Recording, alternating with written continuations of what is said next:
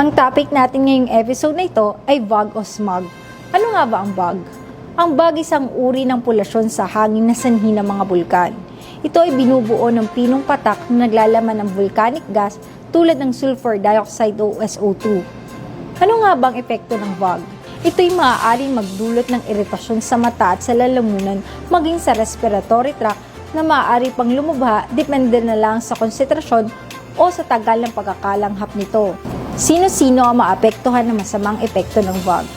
Ito yung may mga kondisyon sa kalusugan tulad na lang ng hika, sakit sa puso, sakit sa baga, at mga matatanda, mga buntis at mga bata. Ano ba ang mga dapat gawin sa mga lugar na nakakaranas ng VOG? Una, limitahan ang pagkakalantad o exposure sa VOG.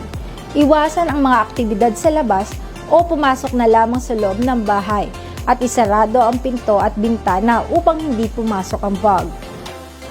Pangalawa, proteksyonan ng sarili. Gumamit ng N95 face mask o gas mask at uminom ng maraming tubig upang maibsan ang iritasyon o paninikip ng daluyan sa paghinga. Kung kabilang sa maaaring maapektuhan ng masamang epekto ng VOG, siguraduhin subaybayan ang kalagayan, magpatingin sa doktor o sa health unit. Mula po sa Batangas Provincial Disaster Risk Reduction and Management Office, ako si Raven nagsasabing mag-ingat. At ito ang tips, tulong impormasyon para sa inyo.